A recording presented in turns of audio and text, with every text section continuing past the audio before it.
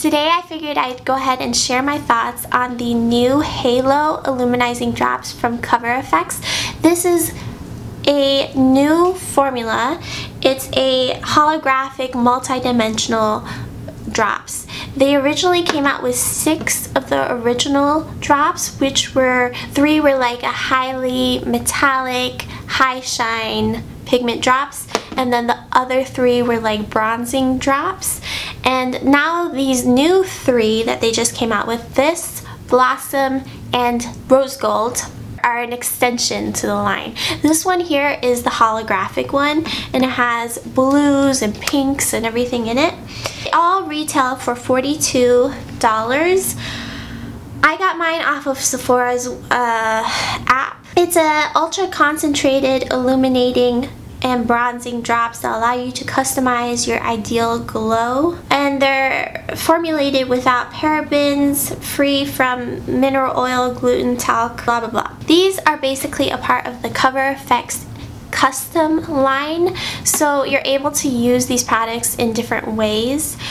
This one you can mix in with products like moisturizer, foundation, primer. You can mix it basically, or you can use it how I like to use it, which is all on its own. Here you can see me taking the drops on my fingertips and working it into the skin. That's how I generally prefer to use these types of drops, just because they're so pigmented that I feel like when you go and you just like drop on your face, it can be difficult to sort of blend out. If you want to see my original review for the custom enhancer drops, I'll link that down below where I get into depth for the original formula. The Halo, like I said, I have Moonlight, so and I've also, from working at Sephora, used almost all of the different colors on clients. This guy here, Halo, I would say has a different formula than these guys. So Halo is definitely runnier. It's not as thick, it's more watery. I don't know if you can see the texture. It's more translucent. I'm gonna swatch the two side by side so you can see what I'm talking about. So you can see this one is thicker. Okay, so these are the two.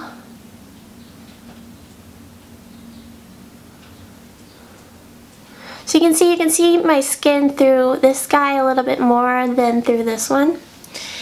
I honestly don't mind that. I noticed in some of the reviews on this new highlighter that some people don't like that it's more translucent, but I think that it makes it more wearable in a sense.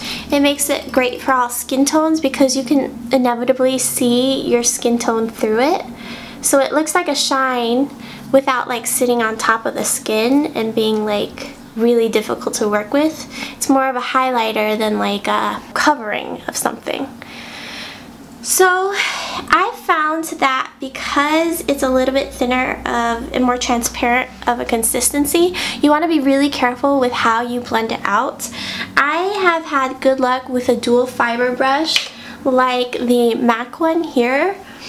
After tapping it in, just like lightly going over it with a dual fiber brush or with a sponge. Some people don't like using a sponge because it pats it into place instead of blending it out, if that makes sense. So I prefer a brush, so some kind of synthetic haired brush, bristled brush, where you move the product as opposed to pushing it into place. Works really well with this, in my opinion. You can put this on underneath your foundation, on top of your foundation. You can mix it, like I said. My favorite way is to do my foundation, do my concealer. Before I use any powders, I like to tap this on with my fingertips and then blend it out with a brush. All in all, I'm really happy with the product. I would say if you're expecting like a opaque, like eyeshadow type consistency, this isn't what this is. It's more of a translucent, high shine, sort of opalescence. Since I have quite a few holographic duochrome type highlighters, I would show you comparison swatches. Basically, I don't have any other highlighters that are exactly like this. I don't have any liquid ones that have that duochrome effect. But as far as liquid highlighters go, I do have the MAC Strobe Cream in Silverlite.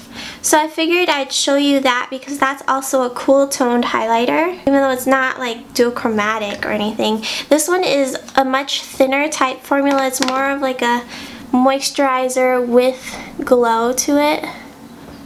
This one's way more natural. So you can see it there. That was the closest thing I could think of that in my collection that's liquid. And then for more duochrome type shades, I do have the Milk Makeup Holographic Stick. This is a cream product, and it does have like a blue-violet flash to it.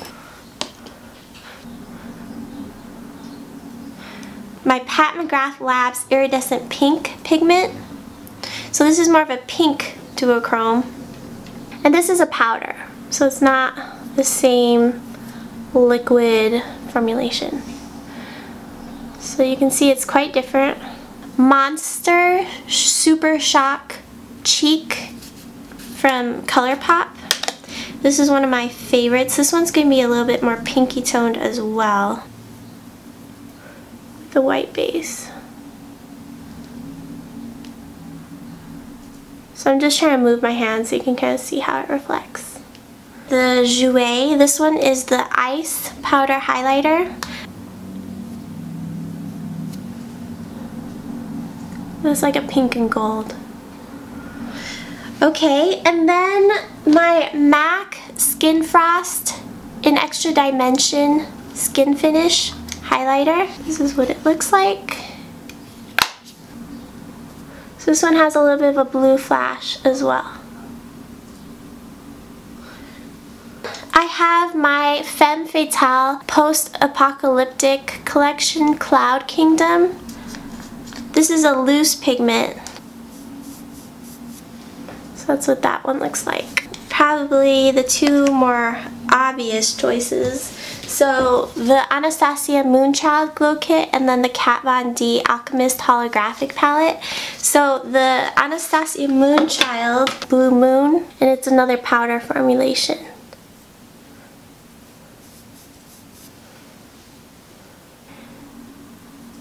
So that's Purple Horseshoe. It's probably a closer shade to the Cover FX. Okay, and then the Kat Von D Alchemist palette, I'm going to swatch the Ultraviolet Amethyst shade. This one in the middle.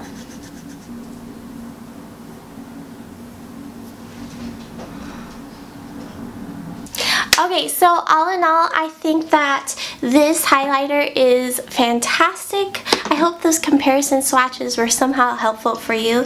I think that it's a very unique product. I haven't really found any other liquids that have that high shine duochromosity, so I'm really excited to have this in my life. And it's that blue, purple, pink tones that I am absolutely obsessed with.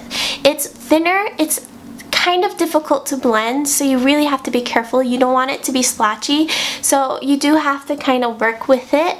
But if you are comfortable working with like a thinner formula, something that dries fairly fast, you should be good to go with this. It's really very gorgeous, and I think that even though it's kind of a funky color, it's actually quite wearable because of that translucency. So those are my thoughts. I'm very happy with it. I think for the price, $42, it's a fair price because a little tiny bit goes a very long way. And yeah, I'm a big fan of Cover FX, so this is a really great addition to my makeup family. I hope that you enjoyed this video. If you're new to my channel, go ahead and subscribe, join my Cake Face family. Press that little bell next to the subscribe button also to get all notifications for my channel. And leave a comment in the comment section down below. Leave me a big thumbs up if you did enjoy this video, and I will catch you in my next one. Bye, loves.